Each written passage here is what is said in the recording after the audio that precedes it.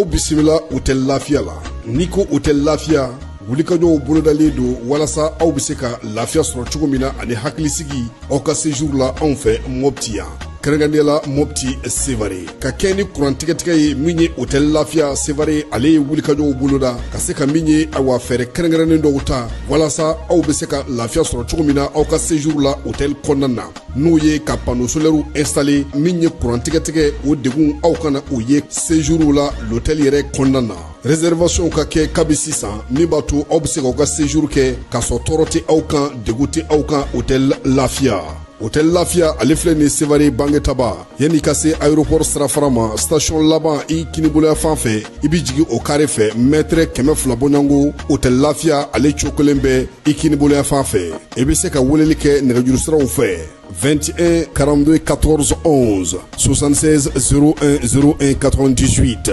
66 78 72 04 hôtel Lafiya référence do.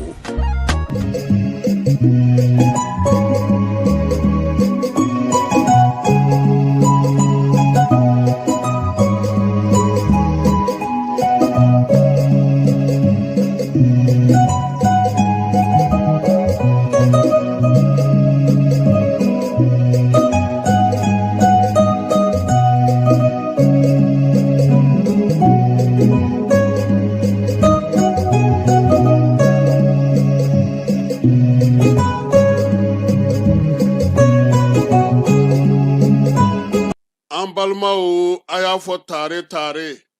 agressif Bamako min ye sanayɛlɛ kalanso ye sɛnɛ bangamara ale ni jɛgɛmɔ ni vétérinaire ka an ka jamana kɔnɔ a siɲɛ fɔlɔ nin y'o dayɛlɛtɔ ye Bamakɔkaw fɛ yen école supérieure privée des sciences et techniques agricoles Sotiba Bamako yan min ye maa min b'a fɛ sa ka kalan kɛ sɛnɛko ta nasira fɛ bagamara jɛgɛmɔ vétérinaire ani sɛnɛ ta sira bɛɛ lajɛlen fɛ i wasa don agressif la u n'u ka système LMD ni maa min b'a fɛ ka DIT kɛ sa ka ɲɛsin reproduction animale incinération artificielle animale ma i bɛ se ka taa ye minnu fana b'a fɛ ka licence kɛ en médecine vétérinaire olu fana bɛ se ka taa ye min ye DIT reproduction animale ale ni incinération artificielle animale o bɛɛ lajɛlen kalan bɛ kɛ agressif la Bamako tɔgɔ sɛbɛnw olu bɛ daminɛ min ye novembre kalo tile 10 ye ka taa bila sa fo min ye kalanta olu waatiw la maa minnu mana yen sugandi i kɔni b'a dɔn i bɛ wasa sɔrɔ sabula min ye baganmara jɛgɛmɔ ka taa se vétérinaire baaraw ma o bɛɛ lajɛlen bɛ kɛ yen tɔgɔ sɛbɛn siraw sa olu ni tɔgɔ sɛbɛn ko ni sɛbɛn fɛn bɛ k'a la i bɛ se ka weleli kɛ nɛgɛjuru sira la min ye 74 98 74 47 74 98 74 47 min ye agressif Bamako ye a bɛ Bamakɔkaw fɛ yan kɛrɛnkɛrɛnnenya la Sotiba Stade Malien ale ka ndolati kɛrɛ kɛnɛfɛ n'aw taara ye don o don k'aw bisimila ka ɲɛ Jules Jean B Kone vétérinaire do wa min ye kalanso in ye a tigi ye ale yɛrɛ ye a y'aw boli joona sabula min ye kalanyɔrɔ in ye a kalanso a hakɛw dɔnnen do yaasa aw ka se k'aw denw tɔgɔ sɛbɛn joona u ka kɛ an ma jigisigi ye.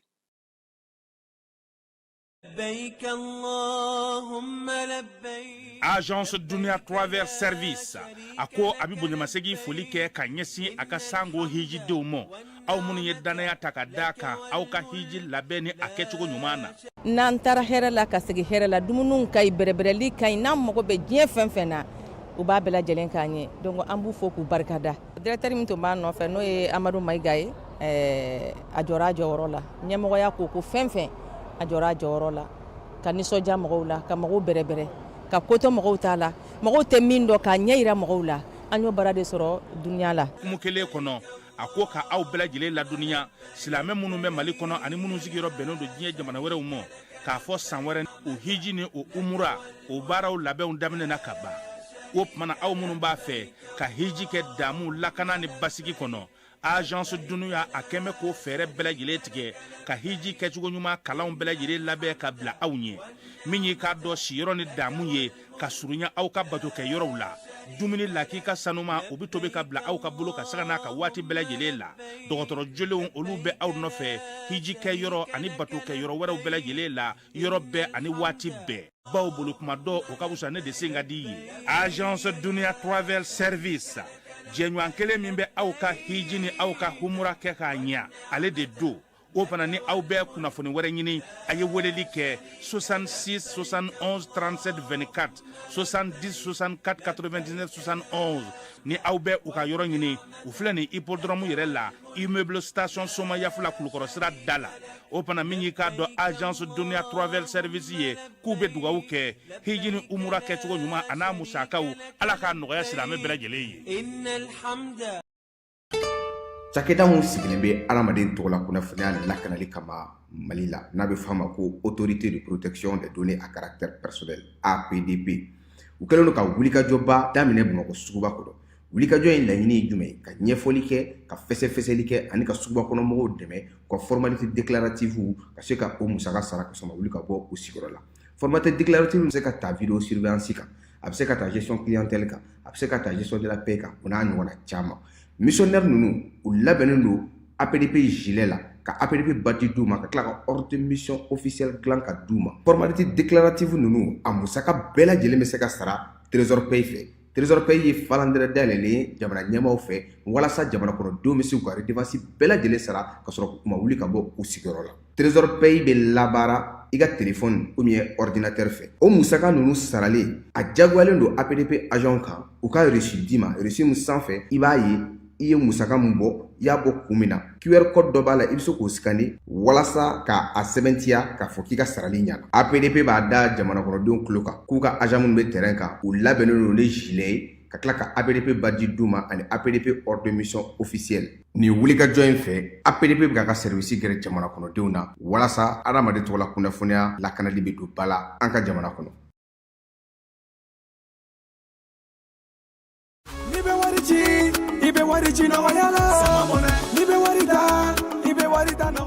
Sama mɔnɛ bi maliyɛnw jɔrɔna ko n'u hamina ko dɔn. O de la sama mɔnɛ ma fɛn fara a ka wari cili musakaw kan wa a ka nɔgɔn ni Mali wari ci siraw bɛɛ ye. A ma da aw ma dɛ, sama mɔnɛ bi dɔ fara aw de kunna wari kan ni wari bonisi ye. Awɔ, ni wari bonisi ye kɔni. Aw ka sanni kɛ ni sama mɔnɛ application ye. Aw bɛ wari sɔrɔ aw ka compte bonisi la. Ka daminɛ crédit la, abonnement télé fo ka taa se courant ni ji sarali ma, aw bɛ bonisi sɔrɔ nin bɛɛ la. N'a ka bonisi buguna dɔrɔn, aw bɛ se k'a yɛlɛma aw ka sama mɔnɛ compte la ka sanni wɛrɛ kɛ n'a ye, walima ka taa wari jɛ bɔ an ka lasigiden dɔ fɛ yen. Aw ye mɔnɛ bɔ aw yɛrɛ la, a k'a si filɛ sisan ni sama mɔnɛ application téléchargeli ye Play Store walima App Store kan ka sɔrɔ k'aw tɔgɔ sɛbɛn. Ni sama mɔnɛ ye, aw de kunna wari bɛ augmenter. Sama mɔnɛ i yɛrɛ ta. Awɔ, i yɛrɛ ta ni i yɛrɛ ta ye. lajɛlen ma aw minnu b'a fɛ ka voyager k'a sɔrɔ a ma degun sɔrɔ a ka voyage kɔnɔna na. Compagnie de transport Somatra u y'a kanu ka na ni kari kura caman ye. Kari minnu dilanna norme kɔnɔna na aw ka lafiya kama, a suspension wo, a climatisation, a siège wo, n'i ye kari jɔlen ye foyi tɛ jigin kɔnɔ i bɛ se ka don a kɔnɔna na cogo min na. Somatra e ka kari, Somatra ne ka kari, Somatra anw ka kari. O hukumu kɔnɔna na kari ninnu bɛ sira ta don ko don Bamako, Segu, San, Moti, Kucala, ka taa se Sikaso ma, Keɲeba, Kita. U ma ɲina Yoro di Sahel maaw kɔ ka taa se Kolokani, Jijeni fo ka taa se Bɛnma ma. Somatra fiɲɛ foroko, Somatra ka wuli hɛrɛ la ka se hɛrɛ la. Ayiwa client aw bɛ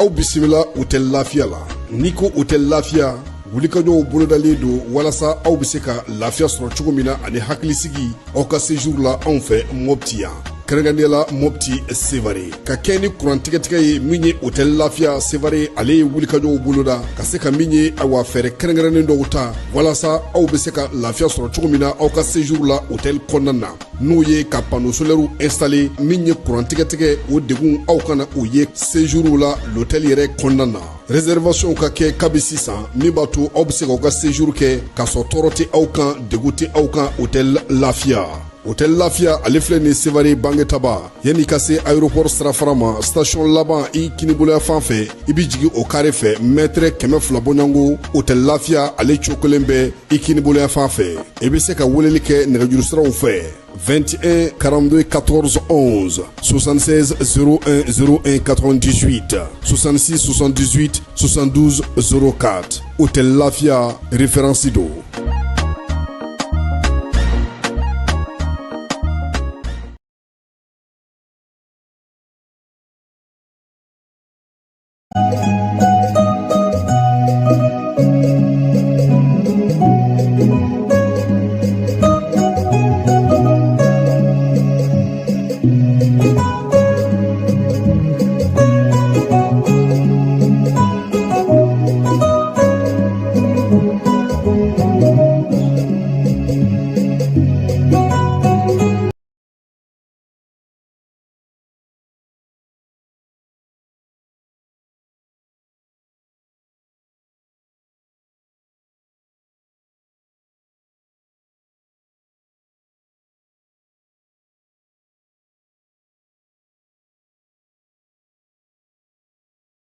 fo cogo ɲuman na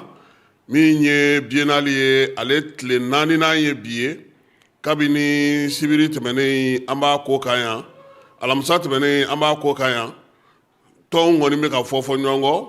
min ye sɔrɔ Buguni ale maaw dabali ban kosɛbɛ sabula Bugunikaw nana ni denmisɛnnin kɛnɛkɛnɛw ye olu y'u bila u fila ni dɛbɛ la nka fala ye bi koba bɛ dugu la min ye AES ye ale ka sigiko filanan n'o ye jamanakuntigiw ye o baara kan ka kɛ Bamakɔ kɔnɔna na an na an da don la Coupe d'Afrique Marokokaw fɛ yen fala ye Marok doncogo ɲɛna ka tulon na dɛ 2-0 ka taa se Kɔmɔrikaw olu ma min ye masakɛ denkɛ ye Golokasigi n'o ye Mulayi ye ale yɛrɛ de tun bɛ kɛnɛ kan ye FIFA ɲɛmaa o fana tun bɛ kɛnɛ kan ka taa se Kɔmɔri yɛrɛ jamanakuntigi ma maa minnu sera ka kɛnɛ kɔnɔna sɔrɔ Chambre de commerce Sɛkili Sabasiri o daminɛna min ye Aruna Kante n'an bɛɛ lajɛlen b'a wele ko commandant ale y'i kanbɔ k'a ka cɛbɔya baaraw k'olu sigi sen kan Maju Sɛnpara ale fana bɛ labɛn na a n'a nɔkamaw yaasa ka se ka Maroba ɲɛwokelen ye k'o kɛ zen na min ye Chambre de commerce ye ale baara kɔnɔna na nin y'an donkan ye ka Tumutu n'a lamini bɛɛ lajɛlen fo min ye bi sɔgɔmada in na kɛrɛnkɛrɛnnenya la sa an bɛ Sare Kenakaw olu fo min y'u ka dugutigi ye k'ale fana fo min ye nin waati na an ka kunnafonidila dɔw fana olu fana sigilen don nin waati na kɛrɛnkɛrɛnnenya la Tumutu kɔnɔna na yan kin min na sa an n'o kin to tɔgɔ to yen sabula u ka kin na maaw an b'o fana fɔ fala ye bonya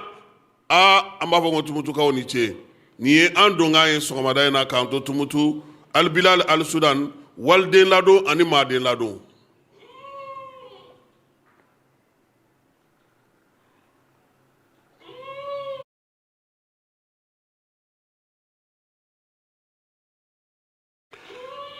Fala ye bi ye jɔnjɔn don ye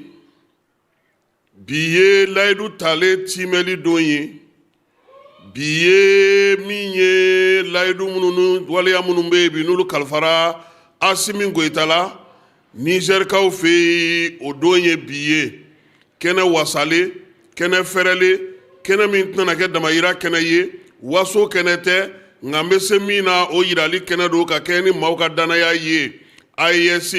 sigi waati u k'a ma ko Liptako Gourma k'o traité o fasirila Bamakɔkaw fɛ yan kabini min ye septembre kalo tile 16 san 2000 ale ni 23 san Mali Burkina Niger u y'u bolo di ɲɔgɔn ma k'a yira sa k'a fɔ k'u ka fɛɛrɛ sɔrɔ Bamajɔlen dugawale kɛbaaw la miirina in bɔra sɔrɔdasiw yɔrɔ k'a sababu kɛ jamana ɲɛmaa minnu bɛ ni jamana saba kunna bi a bɛɛ lajɛlen ye sɔrɔdasi ye baara nana kɛ ni o sariti in ye ka hakili jagabɔ kɛ k'a ye k'a fɔ ko min ye wolomasiri tabaw ta ko kelen tɛ ko in bɔ ko ye ko fɛɛrɛ wɛrɛ ka sɔrɔ yaasa baara ale bɛ se ka ŋunanfan cogo min o la sa u bɛnna ko kan ka jateminɛw kɛ jamana saba in ka ɲɔgɔn sɔrɔ salon ko min ye Nizɛrikaw fɛ yen juye kalo o tile 6 o kɛnɛ kan sa baara belebele minnu tun bolodalen don u bolo u ko ko yaasa ka se ka ko ninnu don ko ka di a tigi ma sabula ŋaniya miiriya fɛɛrɛ maa min bɛ yen ni e y'a a ko bɛɛ lajɛlen ta ka fɛsɛfɛsɛli kɛ ka ɲɛsin tɔw ma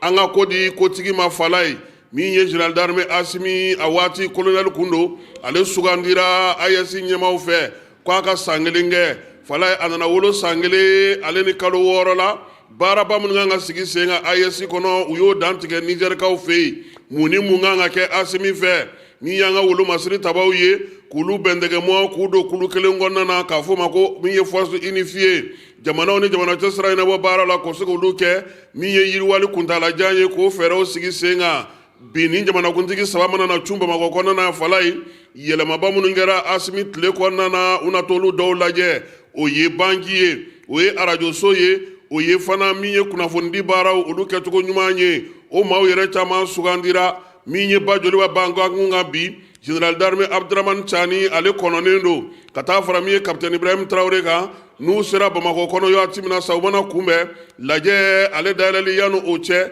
u na munumunu Bamakɔ wocɛw kɔnɔ fala ye min ye ACI kɔnɔna na u bɛ taa ye ka taa banki belebeleba in ka taa ale kurumbo kari banki in ale jɔyɔrɔ kan ka bon kosɛbɛ baara min kan ka kɛ ale kɔnɔna na o fana darawuli ka bon san 5 nata in na baara minnu bɛ se ka kɛ banki in kɔnɔna na ka kɛ ni Asimi ale ka laɲini ni jamana ɲɛmaa tɔw ka laɲini ye u na o kuma fana fɔ a yɛrɛ fana k'a fɔ ko min ye baara in fana sen fɛ min ye télévision so min sigira Asimi olu na sigi o fana na taa lajɛ Asimi ka waleya kɔnɔna na fala ye n'o y'a ka ɲɛmaaya kɔnɔna ye a yɛrɛ k'a fɔ sa min ye passeport ye o sɔrɔla carte d'identité biométrique sera ka sigi sen kan wolo masiri tabaw ka sigi sen kan wa kunnasini ko min ye AES yɛrɛ hukumu kɔnɔna na minisiriw ka se ka ɲɔgɔn sɔrɔ ka se ka baara kɛ a siɲɛ fɔlɔ AES bankun kan o fana kɛra Bamakɔ an bɛ taa ye jamanakuntigi yɛrɛ ka maaw ye jaa min sɔrɔ ka d'a ma an k'o filɛ.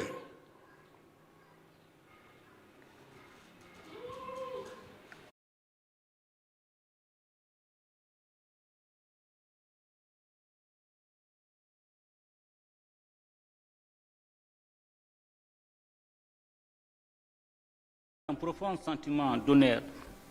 et de responsabilité que je prends la parole aujourd'hui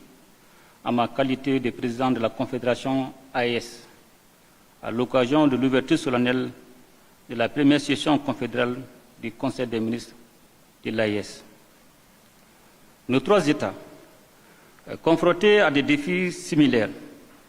tant sur les plans sociopolitiques et économiques, ont fait le choix souverain de mutualiser leurs efforts, l'objectif étant d'apporter une réponse globale et coordonnée aux grands enjeux nationaux et transnationaux afin de bâtir un espace stable et apaisé,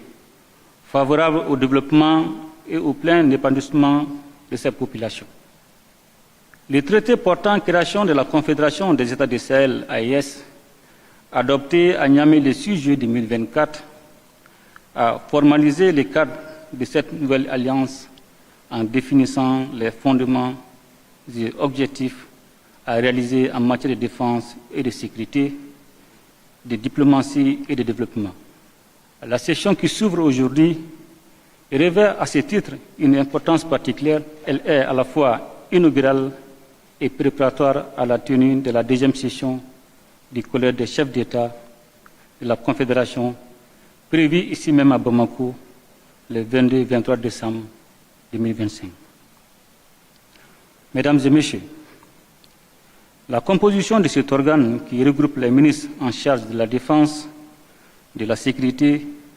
des affaires étrangères et des questions de développement démontre toute son importance dans le chemin institutionnel de la Confédération. Les points inscrits à l'ordre du jour de cette première session confédérale du Conseil des ministres sont nombreux et portent sur des domaines de grands intérêts pour le futur de la Confédération. En effet, il vous sera demandé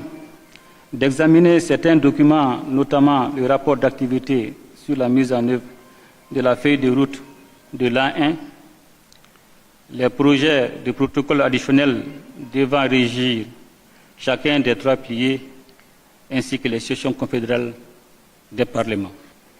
Il vous reviendra également d'approfondir les réflexions sur les acquis et les perspectives de cette alliance pour diligenter la réalisation des objectifs du traité conformément aux orientations du Collège des chefs d'État, et particulièrement en matière de sécurité, de développement et de renforcement de notre position sur la scène régionale et internationale. Mesdames et Messieurs les ministres, l'examen des différents projets de protocoles additionnels est une étape indispensable à leur adoption au cours de la deuxième session du Collège des chefs d'État. En complétant l'architecture institutionnelle de notre Confédération, ces projets de protocoles additionnels vont nous permettre de bénéficier d'un cadre juridique renforcé, favorable à l'élaboration des politiques, projets et programmes de développement au bénéfice des populations de l'espace confédéral. J'ai saisi la présente occasion pour vous féliciter, au nom de mes frères, leurs excellences, le capitaine Ibrahim Traoré, président du FASO, chef de l'État, et le général d'armée Abdourahmane Tchani, président de la République du Niger, chef de l'État, pour votre profond engagement dans la réalisation des objectifs de la Confédération. Je salue également, avec une profonde admiration, le courage, le professionnalisme et la détermination de nos forces de défense et de sécurité qui, au péril de leur vie, défendent nuit et jour l'intégrité de nos territoires et la sécurité de nos concitoyens. L'Afrique, et en particulier l'Afrique de l'Ouest, est unie par une histoire pluriséculaire, une culture partagée et une géographie commune. Nos peuples sont naturellement appelés à vivre ensemble dans le respect mutuel, la solidarité et la fraternité. Ces liens historiques doivent transcender les contingences géopolitiques et demeurer au cœur de nos politiques régionales. Dans cet esprit, notre Confédération s'est engagée à promouvoir un espace de libre circulation des personnes et des biens au bénéfice de tous les ressortissants de l'Afrique de l'Ouest. C'est sur ces paroles d'unité, de responsabilité et d'espoir que je déclare ouvert les travaux de la première session confédérale du Conseil des ministres de l'AES. Vive la Confédération des États du Sahel, un espace, un peuple, un destin. Vive l'unité africaine, qu'Allah bénisse notre Confédération. Je vous remercie. AES jugulama n'a kanubaw ana senkɔrɔ dundubaw bɛɛ lajɛlen kun sigilen don ka min kɔnɔ AES ko la o ye lakana ye jamana saba in kɔni y'i sinsin o kan kosɛbɛ.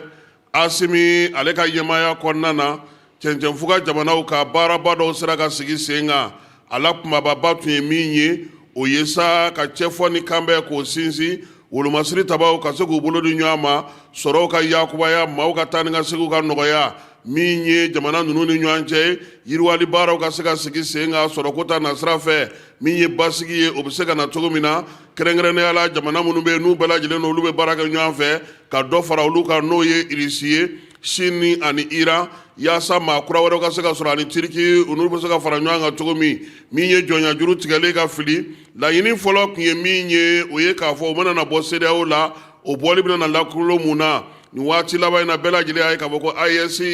ale y'a to min ye Mali ka Kidali a ka se ka nɔgɔya bɛɛ lajɛlen b'a kalama k'a fɔ waati tɛmɛnenw na Kidali ale tun bɛ marabajugu olu ka yamaruya kɔnɔna na ale ni Bamaɲɔgɔn ni binkaliwale kɛbaaw wolomasiri tabaw ka jɛkulu o fana sera ka sigi sen kan bi na AES ka banki o fana sigira sen kan fo ka taa se bɛn ni kelenya ma kunnasini ko pankurutigi kɛnɛ na Bamako jaa min sɔrɔl'o la jamanakuntigi ka baarakɛyɔrɔ maaw fɛ an k'an ɲɛ da o kan.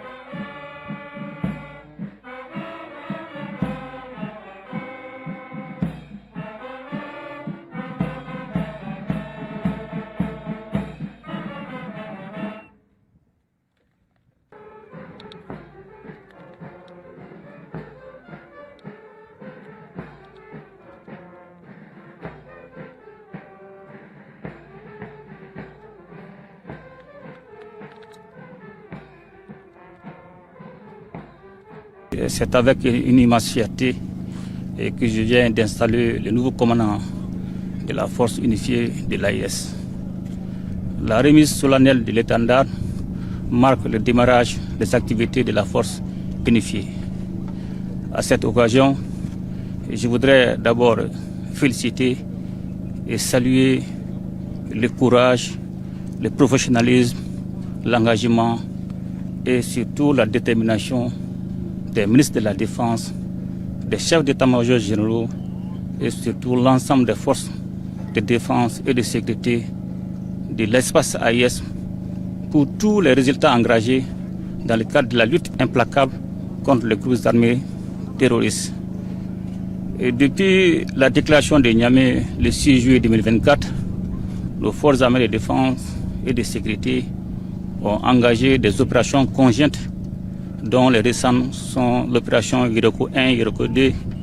qui ont permis la neutralisation de plusieurs chefs terroristes et la destruction de plusieurs sanctuaires. Et tous ces résultats ont été obtenus grâce à une bonne planification, un partage de renseignements à temps et surtout la mutualisation des efforts. Aujourd'hui, avec l'installation du nouveau commandant de la force unifiée et la mise en place du poste de commandement conjoint à Niamey et la désignation des bataillons dédiés à la force unifiée, il revient désormais au nouveau commandant non seulement d'anticiper sur le nouveau mode opératoire des groupes armés terroristes et surtout de continuer de prendre le relais et continuer ce combat pour la sécurisation de l'espace du Sahel. Aujourd'hui, les nouvelles menaces dont nous faisons face, ces menaces sont orientées en fonction des orientations des institutions, des sponsors étatiques pour soutenir les groupes armés terroristes. Et actuellement, nos armées font face à 3 types de menaces dans le cadre de la lutte contre les groupes armés terroristes. La menace terroriste armée, la menace terroriste économique, la menace terroriste médiatique. Et Dieu merci, aujourd'hui, l'AES, la Confédération, a pris des dispositions pour contrer ces différentes menaces, non seulement avec la mise en place de cette force unifiée qui va prendre le relais, et aussi la création de la télé AES et tous ces mécanismes, la télé AES, la radio AES, la presse écrite AES. Ce dispositif va nous permettre de contrer toutes ces menaces. Donc je voudrais encore souhaiter bonne chance au nouveau commandant de la force. Et aujourd'hui, l'AES est une réalité irréversible. Et surtout saluer l'engagement, la résilience et surtout le courage du peuple souverain de l'AES et qui a tout le temps soutenu nos forces armées de défense et de sécurité. Et je ne saurais terminer sans pourtant m'incliner devant la mémoire de nos disparus, civils et militaires sur le théâtre des opérations. Aussi souhaiter prompt rétablissement aux blessés. Comme nous avons dit, nos destins sont liés, un seul espace, un seul peuple, un seul destin. Et bon courage et bon sens à la nouvelle force unifiée.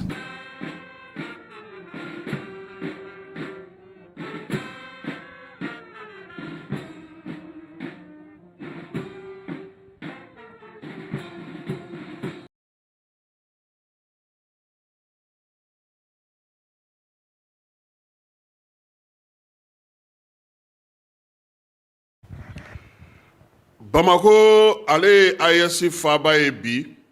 min ye Mali faaba ye nin ye a tile damadɔ ye a bi labɛn na min ye AES jamanaw ye k'olu bisimila kabini nin kalo in tile 15 baaraw kɔni daminɛna jamanakuntigiw olu ka lajɛ o de bɛ daminɛ bi n'o o ye kalo tile 22 ka taa bila tile 23 la Bamako jamanakuntigi 3 AES ɲɛmaw la olu bɛna Bamako kɔnɔna na yani baara in cɛ kabi dɔgɔkun kelen Mali ale kɔnɔna na ɲɔgɔnyew de kɛra ka fɛɛrɛw sigi sen ka dunan ninnu bɛ se ka bisimila ka ɲɛ cogo min na min ye Bama 3 faaba ye u y'a yira sa k'a fɔ kɔni ko baaraw bɛɛ lajɛlen kɛra kɛcogo la kabini nin kalo in tile 15 ka taa sa tile 19 ma minisiriw ni maa mafalenw olu y'u ka lajɛ kɛ maa mafalenw yɛrɛ y'a daminɛ kalo tile 15 ka taa bila tile 19 na o kɔfɛ sa minisiriw olu ka lajɛ sigira kalo tile 20 an'a tile 21 o forila kunungo hukumu kɔnɔna na sa bɛnkanw kɛra minnu ye sɛbɛnba minnu bɛ yen ni fɛɛrɛ baara kan ka kɛ olu la san nataw kɔnɔna na u y'o sigi sen kan min ye desanburu kalo in bi tile 22 min ye jamanakuntigiw ka lajɛ kan ka kɛ fɛn minnu kan sa o kumaba u y'olu salo fɛɛrɛ ni dabali minnu sigilen no sen kan sa kuntilenna ni yecogo la bamakɔkaw ka ɲɔgɔn ye sen fɛ u y'o bɛɛ lajɛlen fana fɛsɛfɛsɛ sabula maa miliyɔn 72 o kunkanko kuma de don AES jamanaden ye o de ye sɔrɔ bɛ se ka kɛ cogo di fɛɛrɛ kɛrɛnkɛrɛnnenw bɛ se ka sigi sen kan cogo di yiriwali ta nasira fɛ banki n'o ye BCD AES ye o sigili ko kumaw kan ka kɛ a baaraw bɛna taa tigɛ sugu jumɛn na min ye a jabaala ye o sigira Bamako fɛɛrɛ jumɛn bɛ se ka sɔrɔ wolomasiri taba bɛ se cogo min na ka wuli ka jɔ kɛ ka ɲɛsin Bamacawlen dugawale kɛbaaw ma jamanakuntigiw da bɛna don la jamanaw cɛ sira ɲɛnabɔ la hali n'o y'a sɔrɔ u bɛɛ lajɛlen jɛra ka kan kelen fɔ a mɛnna fɛɛrɛ ka sɔrɔ sa AES ale bɔli la pewu CEDEAO kɔnɔna na ka sigi sen kelen ka janvier kalo nata ye n'o ye san 2026 ye k'o sɛbɛnw bɛɛ lajɛlen labɛn dugutaa sɛbɛnw maaw lakodɔn sɛbɛnw AES yɛrɛ kan ka baara minnu kɛ jamanakuntigiw kan ka nin bɛɛ lajɛlen bila a bilayɔrɔw la ka sira ka se ka baaraw ka se ka kɛ n'u ye min ye Bamako ka sigi in ye bi ale kumaba bɛna kɛ min ye kosɛbɛ o ye k'a jira k'a fɔ ko AES a bɛ ka kuwa baara minnu kɛra Asimi fɛ dana don olu la k'olu danganamaya bɛɛ lajɛlen ye o kɔfɛ sa min ye bere ye a n'a ta k'a di kapitɛni Ibrahim Traoré ma Ibe ale kana ka san kelen sigi kɛ AES a bankun kan kunungo min ye minisiriw ka lajɛ ye ale baaraw bɛɛ lajɛlen kun cɛra n'o y'a sɔrɔ baaraw kun daminɛna kɛrɛnkɛrɛnnenya la général d'armée Asimi fɛ kuncɛli kɛnɛ ka général de division Ablaye Mayiga Mali premier ministre ale tun bɛ kunungo CICB kɔnɔna na baara kuncɛli la an fana ka cɛden tun bɛ kɛnɛ kan n'o ye Famara Berté ale ye min sɔrɔ an ka jɛ ka o filɛ. Yani AES jamana ɲɛmaaw ka jarajɛba ta ko filanan baaraw cɛ kɛnɛ furanna k'a jɛ AES jamana cɛkɛlabaw o fonctionnaires o kɔfɛ AES jamana minisiriw ka ɲɔgɔnba ta ko fɔlɔ kɛra conseil des ministres yaasa ka labɛn bɛɛ lajɛlen sabati session in kama baaraba min bɛna kɛ a kɔnɔ minisiriw ani maa mafalenw ye hakili falen kɛ desanburu kalo tile 21 o kɛnɛ mun dayɛlɛla an ka jamana ɲɛmaa fɛ général d'armée Asimi Goïta ale mun ye AES jamana ɲɛmaa ye baaraw kan ka tɛmɛ sira mun fɛ yaasa laɲiniw ka sabati a ye ɲɛfɔli caman kɛ minisiriw ye o koɲɛw kan tile 2 baaraw kuncɛli la jamana premier ministre jamana ɲɛmaa tɔgɔ la a y'a yira ko minisiriw ka sigi in kɛra wasa dan ye sabula AES jɛkulu ka hakilina kɔnɔ baarabololaba mun bɛ yen n'o dɔ ye lakana ko jamanaw ni ɲɔgɔn cɛla ko diplomasi fo ka taa se ɲɛta kuntalajan tɔmi sigira kan kosɛbɛ. Depuis AES confédération sigira i n'a fɔ jamana ɲɛmɔgɔw ye décision ta k'a fɔ ko san o san n'u ka kan ka ɲɔgɔn ye kɛ wajibi lo fo ministrew ka ɲɔgɔn kunbɛn ban ka ale baara labɛn donc ni conseil des ministres ni a ɲɛsina o le ma anw ka baara ye mun ye anw ka baara ye ka se ka jamana ɲɛmaaw ka sɛbɛn labɛn awa ni ɲɔgɔn ye filanan ni ɲɔgɔn ye fɔlɔ min ye ministrew ka conseil des ministres ye an sera ka ale ɲɔgɔn ye nin kɛ ka an ɲɛsin protocole additionnel i n'a fɔ kiti dɔw bɛna traité min AES créé ka na a dafa a bi défense ni sécurité fan fɛ a bi yiriwali fan fɛ a bi ka taga ni ɲɛtaga fan fɛ donc an sera ka ale baara nin kɛ tile filanin nin na général d'armée Asimi Goïta ka présence kɔrɔ donc an tilatɔ la ale baara nin na i n'a fɔ a kɛra komi an ye sira yɛlɛ k'a furan an y'a furan ka se ka labɛn kɛ pour que ni jamanakuntigiw nana ɲɔgɔn sɔrɔ u ka se ka décision kura ta k'a fɔ an ɲɛna an ka kan ka mun de kɛ donc yala o senkɔrɔla la ɲɔgɔn ye min kɔnna ka kɛ Niamey ale ɲɔgɔn ye nin na président en exercice a ye layiru ta ka sira caman bɔ min ɲɛsin bɛ banque d'investissement force unifiée ani k'a fɔ ko diplomatie an minnu bɛ baara kɛ jamana ni jamana wɛrɛw ka teriya bolo fan fɛ an ka se ka baara kɛ ɲɔgɔn fɛ k'an bolo don ɲɔgɔn bolo donc o kɛra sababu ye fana an sera ka sigi k'a filɛ kabini an ye ɲɔgɔn sɔrɔ Niamey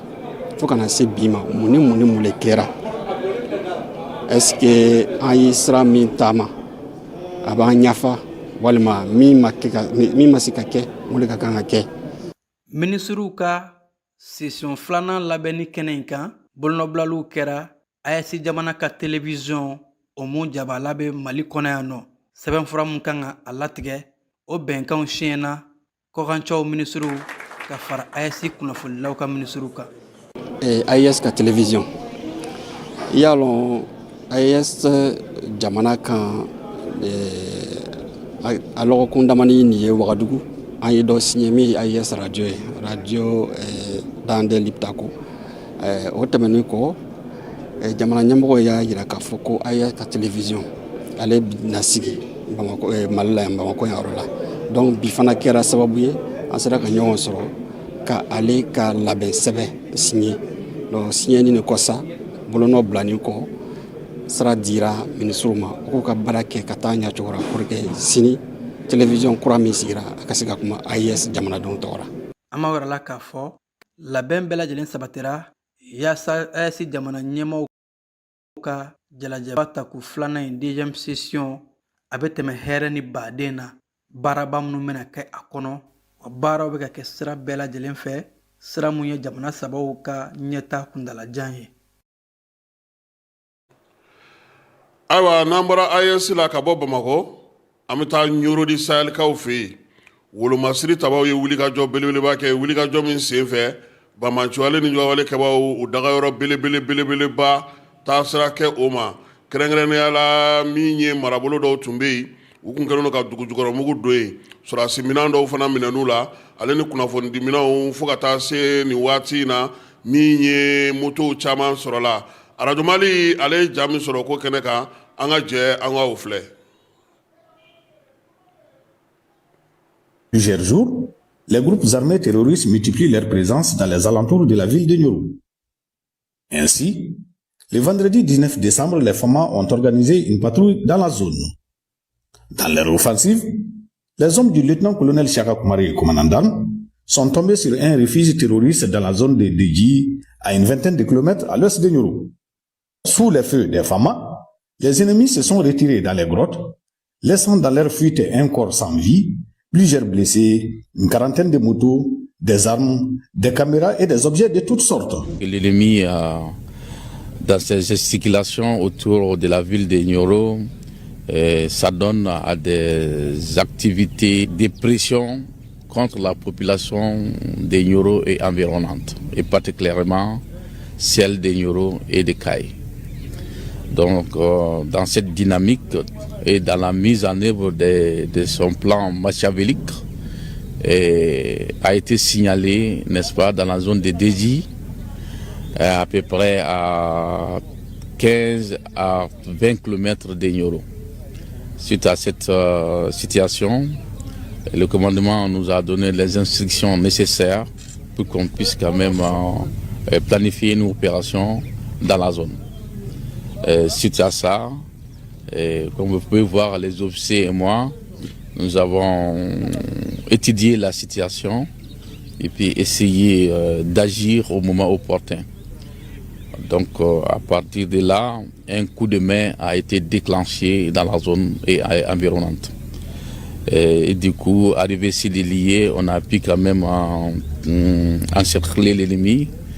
et les mettre en déroute. Au-delà des menaces, cette population demeure notre soutien principal. Elle nous accompagne, elle nous donne des renseignements très très capitaux, ce qui nous a permis d'abord de situer l'ennemi dans sa quintessence et en même temps planifier et en même temps aboutir à ces résultats élogieux que vous voyez aujourd'hui.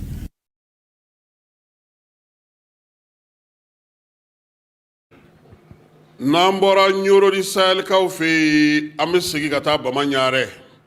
kɛrɛnkɛrɛnnenya la juraw ka soba n'o ye chambre commerce ye fala ye a sɛgili sabasiri daminɛna yɛrɛ kofɔ baaraw olu bɛ sen na cɛbɔ fila kɔni kɛlen don ka poyi bɛɛ lajɛlen ni sancɛ nin waati in na hali n'o y'a sɔrɔ musobɔ kelen b'a la n'o ye kajala ye min ye aruna kante n'o ye aka ye n'an b'a wele ko kɔmanda ale yaasa ka i labɛn ka bɛn ni min ye février kalo nata tile 8 ye san 2026 ale y'a ka cɛbɔ baaraw kɛ ni o ye a ka campagne lanceli ye baara in kɛra alamisa tɛmɛnen dunanjigiso dɔ kɔnɔna na Bamako min ye kɔmanda ye a n'a dɛmɛbaaw n'a lafasabaw bɛɛ lajɛlen farala ɲɔgɔn kan ka na sa min ye Aruna Kante ni ale ko k'a bɛ fɛ ka kɛ chambre de commerce président ye kan jumɛn bɛ a da mun labɛnnen don a bolo a kɛlen don ka fɛɛrɛ jumɛn tigɛ k'a ka baara sigi o kan kɛnɛ ka ɲi Aruna Kante n'a dɛmɛbaaw n'a lafasabaw u bɛɛ lajɛlen kɔni ye min yira maaw la sa ko taabolo 5 min ye juraw ka so ye ni ye jagoko ta nasira an ka jamana kɔnɔ ko ka falen don a la koyi bɔlɔlɔ sira baaraw ka jateminɛ nin waati in na digitalisation ka se ka sɔrɔ ko teliya an ka jamana kɔnɔ a ka taabolo fɔlɔ ye o ye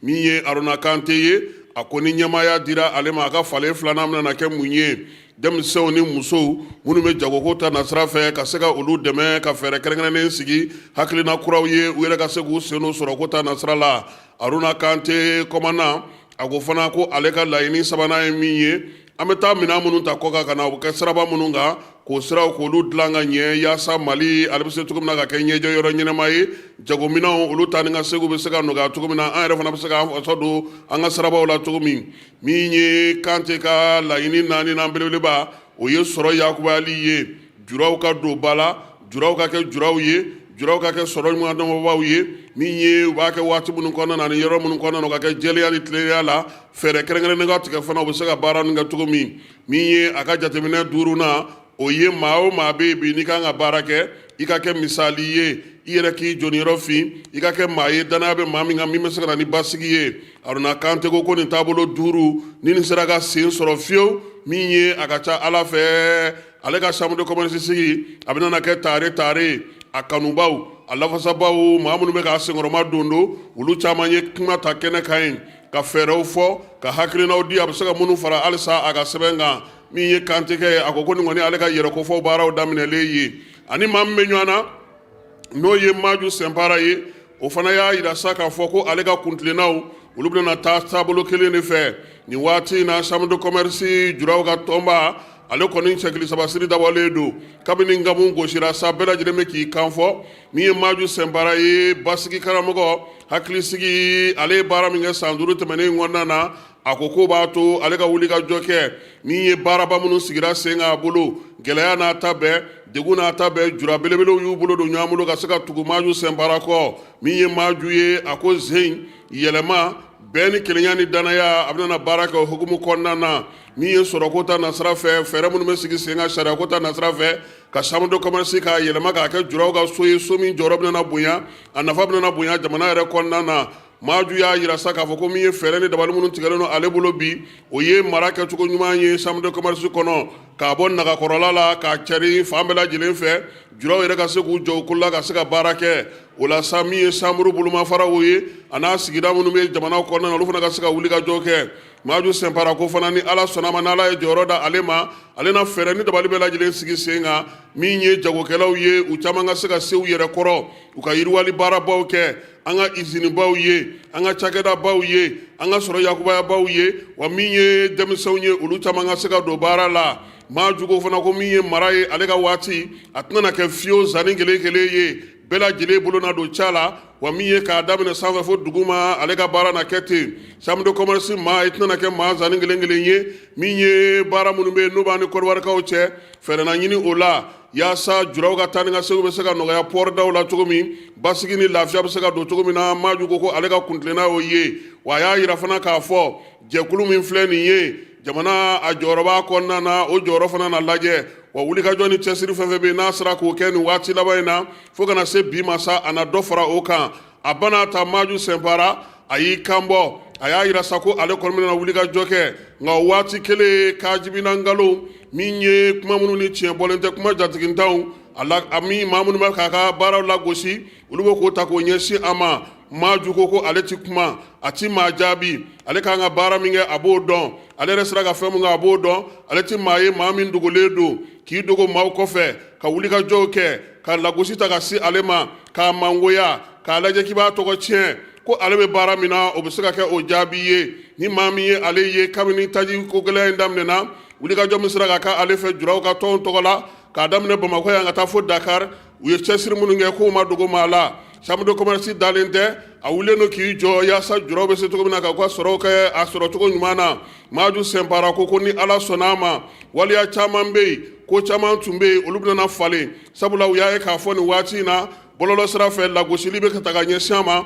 k'a bɛna i kanbɔ a ko kanbɔli ye diyagoya ye ale ni maa minnu bɛ ɲɔgɔn fɛ olu ka danaya b'ale kan ani maa minnu ye baara kɛ olu ma tigɛ ale la wa min ye juraw ye olu fana ma tigɛ a la maa minnu bɛ k'a fɔ ko ale ti ko kalama k'a ti ko ɲɛdɔn k'a ti ko faamu k'u k'u yɛrɛ ɲininka dɛ maa min ti ko kalama o bɛ se ka baara di maa 3,000 ma wa maa min ti ko kalama o bɛ se ka kɛ ka bi na ka se ka entreprise baw dayɛlɛ wa maa min ti ko kalama o bɛ se ka nin baaraba ninnu bɛɛ lajɛlen kɛ k'o ti ko kalama wa k'ale bɛ ko kalama a bɛ ko ɲɛdɔn nka min ye maanifin bɛɛ lajɛlen n'i dacogo don bɛɛ n'i ka baara kɛcogo don o de b'a to ale tɛna ne yɛrɛ bila ko caman na nka ni Ala sɔnna a ma don nataw la a ye fɛɛrɛ ni dabali minnu sigi sen kan a n'olu dankɛnɛmaya bɛɛ lajɛlen bɛ se ka u ye cogo min na Falaye chambre de commerce tɛ nɔgɔya ɲina dɛ an yɛrɛ tɛ taa an ka sɛbɛn don Falaye n'an kɛra karira ye n'an ma se sɔrɔ o tɛna sɔɔri yɔrɔ dɔ d'an ma de walima de belebelew n'u bɛ ɲɔgɔn na ka ban njinini fana bɛ se ka t'i miiriw kɛrɛfɛ maa t'a ko cogo dɔn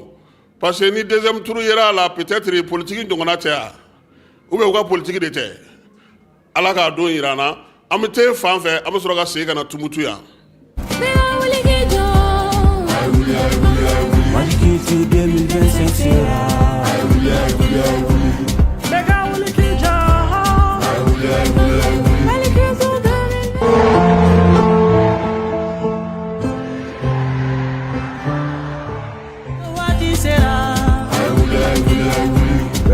Bɛka wuli k'i jɔ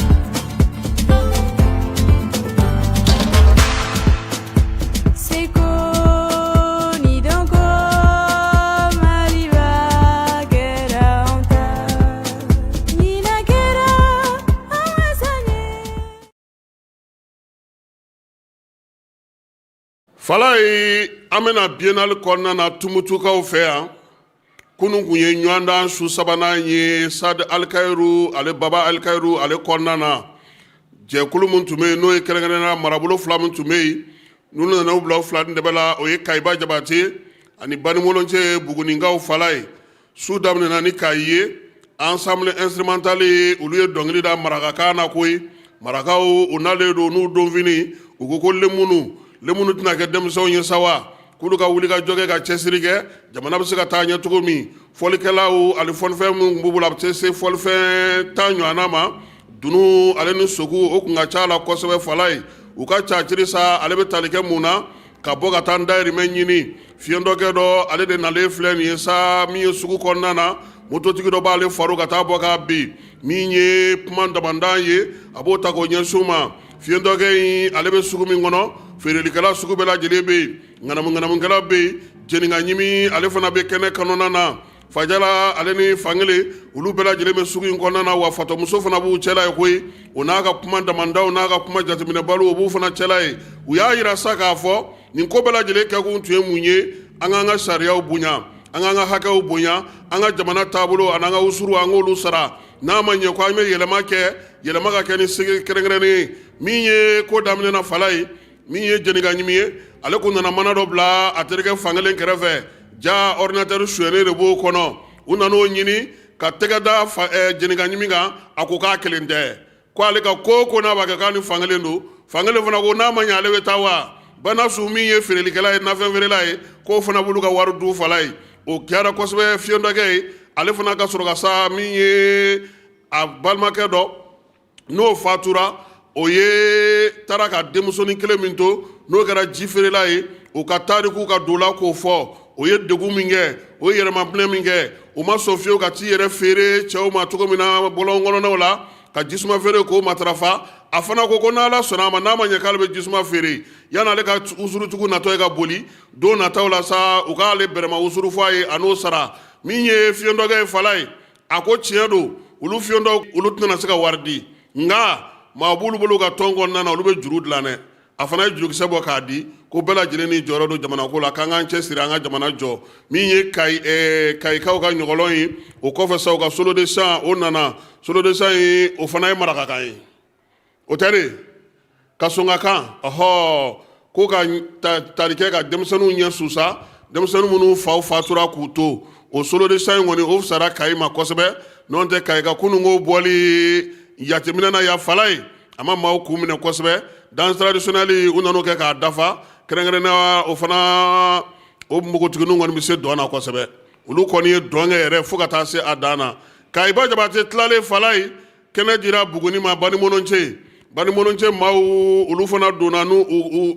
cɛsiri n'u ka timinanja bɛɛ lajɛlen ye Buguni u donna ni min ye o ye laadaladɔn ye ko filenni fala ye filenni denmisɛnnin kɛnɛ npogotiginin kɛnɛkɛnɛninw u y'olu de caman baden ta ka na min ye filenni k'o dɔn kɛ laadaladɔn don u y'o sigi sen kan min ye o kɔfɛ sa u ka sɔrɔ ka kan falatɔ kasikan in kɔni bɛ kuma caman fɔ u ka ɲɔgɔlɔn ale bɛ tali kɛ mun na an ka laadaw an ka tabiyaw min y'an ka maanifinya kɛcogo ye an kɛlen don k'an kɔ don minnu ma k'olu bila kamalen dɔ ale ni a terikɛ olu bɛ fɔ ɲɔgɔn kɔ foroko la foroko in bɛ taa laban min ye polisilakaw fɛ yen polisiw bɛ terikɛ in minɛ k'o bila kaso la nka wulikajɔ bɛ kɛ terikɛ bɛ se ka bila a ko tɔ min na yɛlɛbɔ bulon kɔnɔna na k'a ɲini an fɛ fala ye k'a ma fɔ ko an k'an kɛ komi n'an ka maakɔrɔw tun bɛ cogo min dɛ nka u ye waleya minnu sigi sen kan n'o bɛ se ka an mago ɲɛ an kana an pan olu kunna ka taa ni ko bɛɛ lajɛlen ye kiiri la cɛ fɔ ni kan bɛɛ o bɛ se ka k'an ni ɲɔgɔn cɛ cogo min fo ka taa se an ka tabiyaw ma an ka laadalafɛnw ani an ka dugutigiw jɔyɔrɔ min ye bugunikaw ka ɲɔgɔlɔn ye a ye tali kɛ o la kosɛbɛ ɲɔgɔlɔn in kɔnɔna lesɔn caman b'a la n'o ye bilasiralikaw ye fɛn caman bɛ an b'o ta n'an dusu ye a ma se o la min ye an yɛrɛ ka bulon kɔnɔnaw la an ka sigidaw la n'an ka kafow la an ka teriyaw n'an ka limaniyaw n'an ka sinankuyaw k'olu bɛ se ka ko caman ɲɛnabɔ n'an ye dusu bɔ a la k'an hakili to an yɛrɛ la n'a ma ɲɛ ko an ko souveraineté fala ye k'a daminɛ ye an jamanadenw yɛrɛ ye o kɔfɛ sa bugunikaw u kɔni y'an bɛɛ fa yɔrɔ min o y'u ka ensemble instrumental ye tiɲɛ yɛrɛ la Buguni nana ni fɔlifɛnw ye sɔrɔ fala a tɛ ko avion kɔnɔ an segintɔ dɛ n t'a dɔn u nana n'a ye cogo min wa denmisɛnninw b'u bolo u ye dɔnkɛ kunun sɔrɔ yan bɛɛ lajɛlen taara ni Buguni tɔgɔ ye sɔrɔ u ka denmisɛnninw an'u ka cɛsiri n'u ka wulikajɔ okumu kɔnɔna na baabu bannen pewu général tun bɛ yen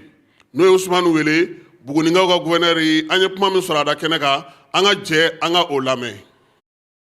Vraiment an content don an sewara d'abord content min ye an sera ka kɛnɛ sɔrɔ an ye kɛnɛ sɔrɔ parce que n y'o de fɔ quoi ni ye Mali seko ni dɔnko kɛnɛ de ye donc le fait que an nana ka na an ka mara représenter an nisɔndiyalen don la ka na mara tɔ fɛnɛ sɔrɔ parce que ko belebelew de quoi bɛn gɛlɛya ani an ka seko ni dɔnko an k'o yira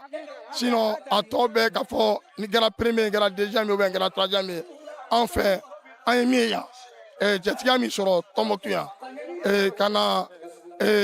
bonya min sɔrɔ Tɔnbɔkutu yan ka tila ka na bɛn maliden bɛɛ bɛnnen don fɛnɛ o kɛnɛ kan yan an bɛɛ bɛ ka don ɲɔgɔn kan yɛlɛ ni kulɔn na vraiment o kɔni o nisɔndiya bɛ ne la et puis an ka denmisɛnninw ye min fɛnɛ yira bi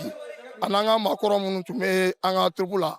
o b'a yira k'a fɔ Buguni seko ni dɔnko kɛnɛ mara don bɛɛ kɔni b'o dɔn Buguni jɔyɔrɔ min bɛ Buguni na Mali seko ni dɔnko la bi an y'o de yira min yɛrɛ b'a yira k'a fɔ ko yɛrɛ kɛra belebele ni ye public yɛrɛ ye public ye kulo ni yɛlɛ min kɛ campagne min kɛ o b'a yira k'a fɔ vraiment min yirala bi an ka denmusow b'an ka maakɔrɔw ka sira kan maakɔrɔ minnu fana b'u cɛ la vraiment u sera ka denmisɛnninw bolo don ka ɲa donc an bɛ dugawu kɛ vraiment ala k'o kɛ ɲɛta ye siɲɛ filanan an bɛ jɔn ɲɔgɔn yɛrɛ de nɔfɛ bi kɔni an ye prestation dani min kɛ ani orchestre min yira o don an hakili bɛ jɔn de la an kɔni an bɛ jɔn de ko an nan'o nɔfɛ mais n y'o de fɔ mais an t'a ye esprit compétition fɛ na an t'a ye o fɛ mais quand même an kɔni b'a dɔn an seko ni dɔnko mara ye donc an ye min yira vraiment a bɛ somɔgɔ sama bɔ o de tun ka gɛlɛn donc vraiment n bɛ an ka artiste bɛɛ fo m'u bɛɛ fo vraiment m'u fo u ye an ka mara u y'a jɔyɔrɔ fa mais dugu tɔ minnu fɛn bɛɛ tɛmɛna ma artiste bɛɛ fo ni ne Mali ye vraiment ni ne Mali ye parce que bɛɛ ye min yira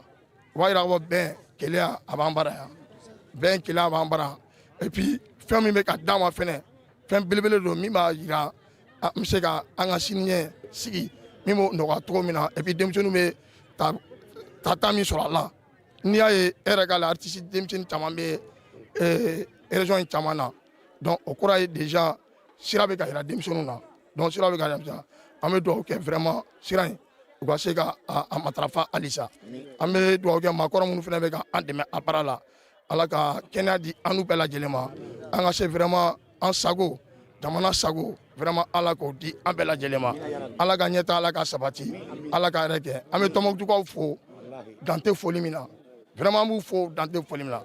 an bɛ ministère de la culture fana ma an b'u fo commission d'organisation an bɛ bɛɛ lajɛlen fo vraiment an nisɔndiyalen don nisɔndiya ye fila ye nisɔndiya parce que an sera Tɔnbɔkutu yan nisɔndiya fana vraiment an sera ka an ka seko ni dɔnko yira kɛnɛ in kan vraiment o kɔni an bɛ foli kɛ o bɛɛ lajɛlen na fɛn o fɛn kɛra o nɔgɔyabaga ye an b'o bɛɛ la fo an bɛ bɔ kuma kɔnɔ ni jamanakuntigi an b'o fo ka waleɲuman dɔn an tɛ sɛgɛn a foli la bi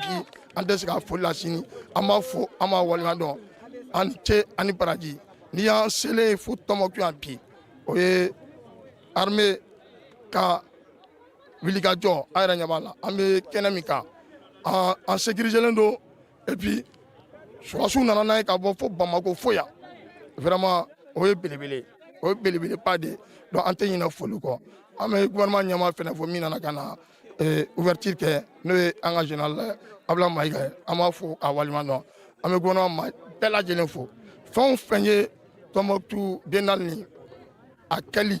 fɛn o fɛn kɛra sababu ye ka tila ka a nɔgɔya vraiment an bɛ bɛɛ fo an bɛ dugawu kɛ ala ka kuncɛ hɛrɛ la ala k'an bɛɛ ɲuman segin so ala k'an bɛɛ ɲuman segin so ala k'an bɛɛ a ɲɔgɔn duman wɛrɛ ma ala k'an bɛɛ a ɲɔgɔn duman wɛrɛ ma. an bɛɛ lajɛlen ye ɲɛnajɛ min ye o ɲɛnajɛ a ye kanu de fɔ kanu in ale ye baara min kɛra maa minnu fɛ sa o ye maa 3 ye nka ko ɲɛmaaya tun bɛ maa min bolo o ye Karimu Togola ye surɔ e ni ale ye ɲɔgɔn sɔrɔ a ye min fɔ an ka jɛ an ka o lamɛn. Biennale dayɛlɛlen n'an ko ma ko chorégraphie monté la mɔgɔ 333 de don a chorégraphie montage a ɲɛmaaya tun bɛ ne yɛrɛ bolo effectivement n ye denmisɛn 2 fara ɲɔgɔn kan pour que baara nin ka se ka lase a tun bɛ min ka n'i y'a tɔgɔ lamɛn ko kanuya kanuya tɛ dɔ wɛrɛ ye k'an ka gɛrɛ ɲɔgɔn na ka ɲɔgɔn ko dɔn ka ɲɔgɔn min kɛra yɔrɔ min na o ka se k'a dɔn mais kɛrɛnkɛrɛnnenya la an ye misali ta min kan o ye Empire du Mali o sigicogo an y'o ɲɛfɔ o Empire du Mali la jamana min tun b'o la jamana 7 ka se 8 ma o mun tun b'o former jamana dugu dɔ bolo n'an ko ma ko Tɔnbutu n'o sigibaga n'o ye Buntu ye an y'o ye bala daminɛ de la o bɔra Empire du Mali de la donc Empire du Mali kelen na scène 2nan na an b'a ye Kanku Musa taara Mɛki la Heji la a nala ni miiriya min de o de ye Jigerberg Jɔli de ye an y'o yɛlɛma o de la ka sababu kɛ a ye baara min kɛ k'a to yan hali bi diɲɛmɔgɔ olu bɛ giri ka bɔ diɲɛ yɔrɔ 12 bɛɛ lajɛlen la ka n'a lajɛ donc sabanan kɛla min de o ye an ka dɔnnibaga dɔ ye fana kun n'an ko ma ko Hamid Baba gɛlɛya min y'a sɔrɔ a ka dɔnniya ɲɔgɔn Marokɛnw nana bi Tɔnbutu kan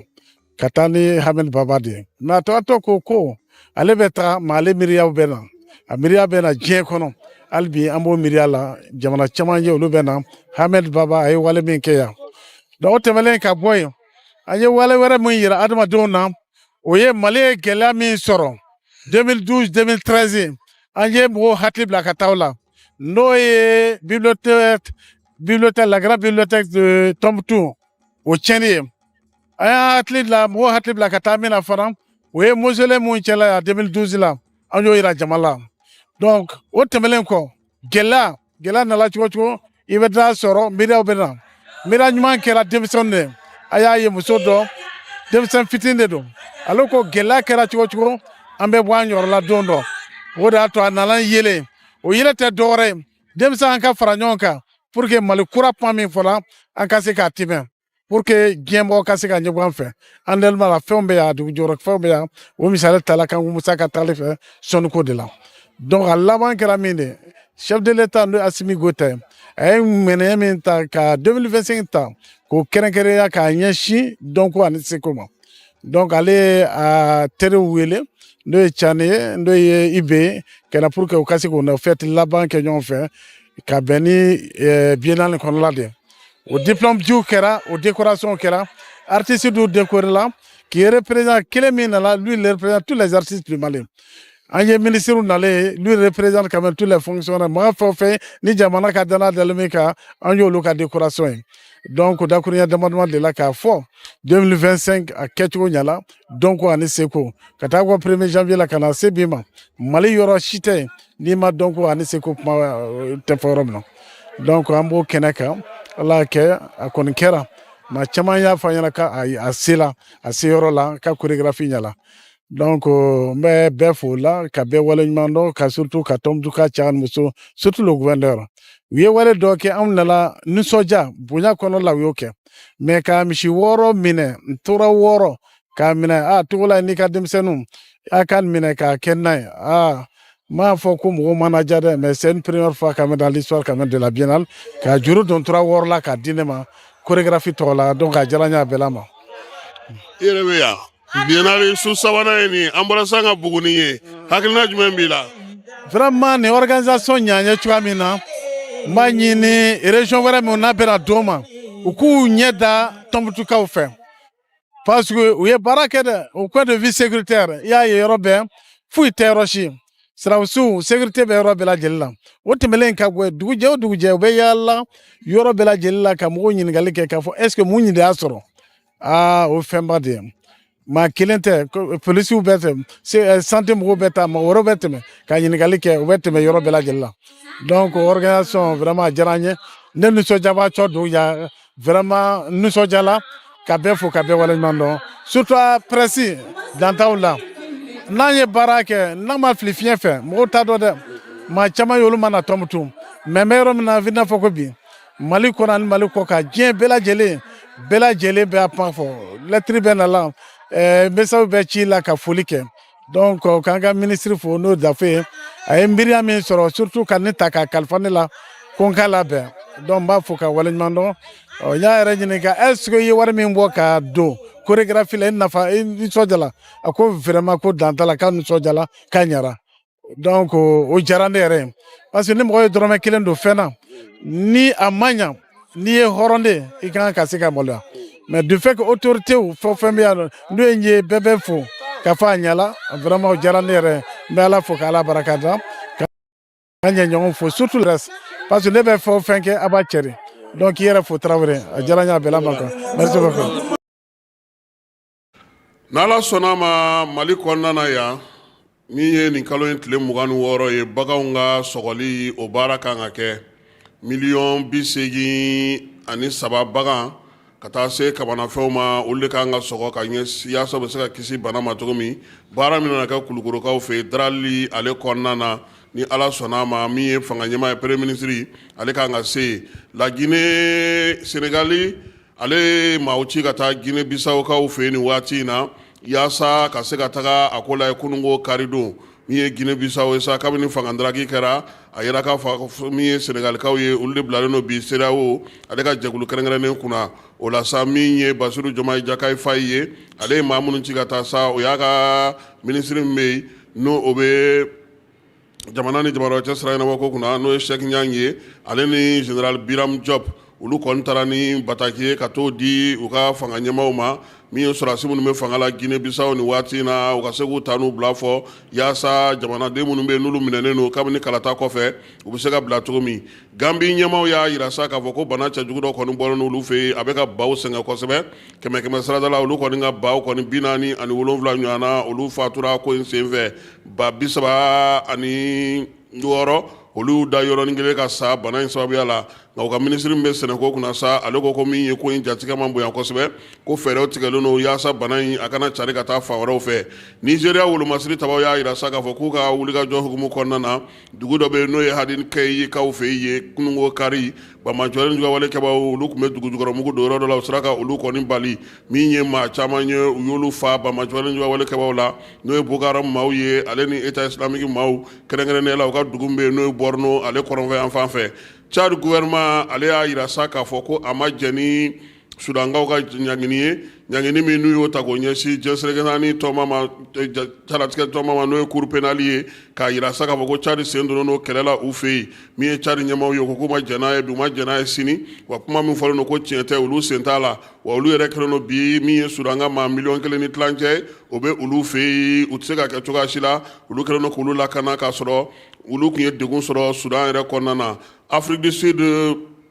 maa minnu tun ye mugu ci maa dɔw la sa kɛrɛnkɛrɛnnenya la n'o kɛra Johannesburgkaw fɛ yen maa 9 ko o de fatura min ye maa 10 ye o ɲɔgɔnna o joginna waleya in kɛra jɛkulu marafatigiw fɛ sa minnu kɔni ma se ka lakodɔn a kɛra min ye bariso dɔ o kɔnɔna na maa 9 de fatura maa 10 o joginna Johannesburg kunungo kari don Australikaw fɛ yen maa minnu tun bɛ n'olu tun bɛ jufuw ka lajɛ la maa 15 n'u bɔnɛna u ni na jɛkulu marafatigi lakodɔnbali dɔw fɛ wulikajɔ kɔni kɛra sa ka tasibila kɛ olu ye Australie ale faaba kɔnɔna na n'o ye Sydney ye Coupe d'Afrique ale daminɛna kunungo kɛrɛnkɛrɛnnenya la sa san musumusunin o jukɔrɔla la min ye masakɛ denkɛ n'a ka golokansigi ye Moulay El Hassan ale kɔni de tun bɛ jamanakuntigi tɔgɔ la n'o ye a yɛrɛ fa ye Mohamed Si a kɛrɛfɛ sa lajɛ in dayɛlɛli don n'o ye Coupe d'Afrique ta ko 35nan dayɛlɛli kɛnɛ kan ye sa maa wɛrɛ minnu tun bɛ yen masakɛ ale denkɛ kɛrɛfɛ sa o ye Komɔri jamanakuntigi ye Azali Assoumani ka taa fara kafu ɲɛmaa kan n'o ye Joseph Mosef ye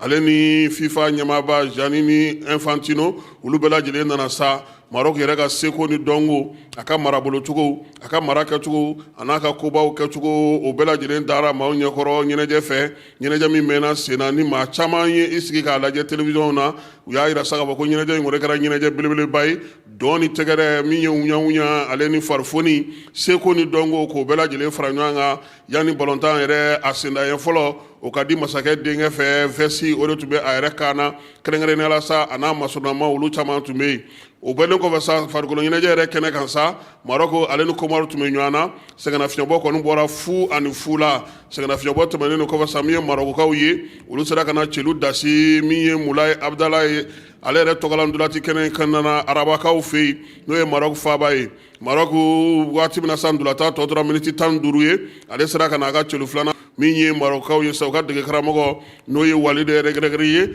a kɔni ko sa k'u kun sigilen don ka nin waati in kɔnɔ sabula Maroc joueli a ka so a ma nɔgɔn kuma tɛ n'a ni tɔn belebelebaw bɛ ɲɔgɔn na wa farikolo ɲɛnajɛ daminɛ na fana ko a ka gɛlɛn kosɛbɛ yaasa ka se ka se sɔrɔ tancogo la a ko a b'a ka denmisɛnninw fo u bɛ k'u labɛn sa yaasa ka se k'u ka bɔko filanan k'o labɛn kɛ u ni Mali kan k'o kɛ juma nata ye yan'o cɛ bi Mali bɛ don tulo la fala ye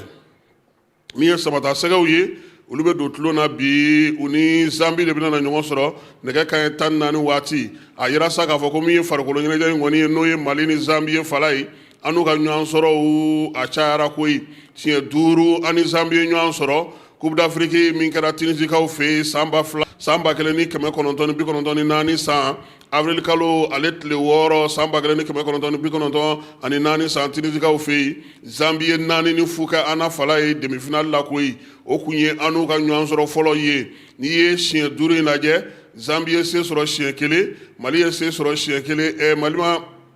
Mali kan min ye filanin bin an y'o fila kɛ o ye k'a yira sa u ye se sɔrɔ siɲɛ 1 an yɛrɛ ye se sɔrɔ siɲɛ 1 an ye filanin bin fila kɛ min ye dasili fana o b'o cogoya kelen na fala ye bin 4 o kɔni sera ka don an kun Zambikaw fɛ k'a sɔrɔ a ma se ka foyi don kɔsa in na sa Coupe d'Afrique tɛmɛnen kɔfɛ n'o ye san 1994 ta ye n'o ye 94 ye o tɛmɛnen kɔfɛ sa an n'u ye ɲɔgɔn sɔrɔ Stade Abdoulaye Makoro la o kun ye Coupe d'Afrique san 2002 o labɛnw ye o hukumu kɔnɔna na sa Mali ye se sɔrɔ Zambi ka 1 ani fu o kɛra janvier kalo tile 10 san 2002 sa Kayikaw olu fɛ yen o kɔfɛ sa Aigle an ni Chipolopolo ye ɲɔgɔn sɔrɔ tuguni fala ye Coupe du Monde éliminatoire san 2006 min ye juin kalo tile 19 san 2004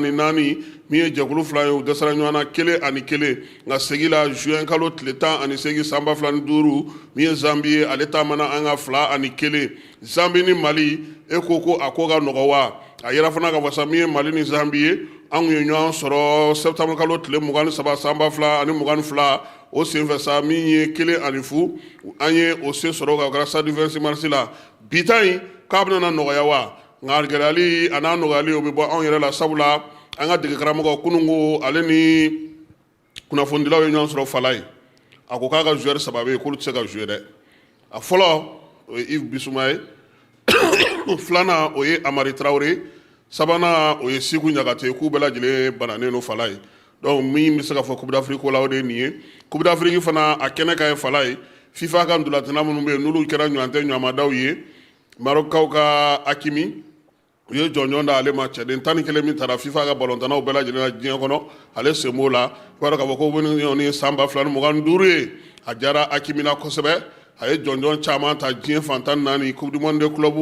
u yer'o kɛnɛw kan min ye Ligue des Champions u y'o ta Super Coupe Europe kɔnɔna na u y'o fana ta san kɔni jara ale n'a ka tɔn na o la sa jɛkulu balontanna ɲɛnama minnu taara san kɔnɔ FIFA fɛ sa ale bɛ olu la nin bɛ dan sigi an ka sɔgɔmada na kunnafoniw na k'an to Tumutu yan k'i yɛrɛ fo k'i waleɲuman dɔn ka bɛɛ lajɛlen fo min ye AES sommet ye ko Ala ka timiko ɲuman d'an bɛɛ lajɛlen ma a k'an bɛn waati wɛrɛ dugutigi ni wari dafara e passe d'a kan ka sira di ne ma Sunkalo e kunkolo a tɛ yen dugu wari ko o d'i ma fo dugu ani dugu dun wari t'a de o kɔni kuma t'a la sa e ka sama mɔnɛ to yen i yɛrɛ ta Sita Sidi ka numéro filɛ nin wari ci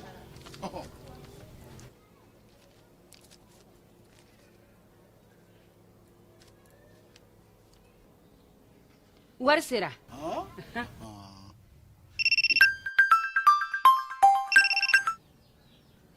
Allo i ye wari sɔrɔ o ɲɛna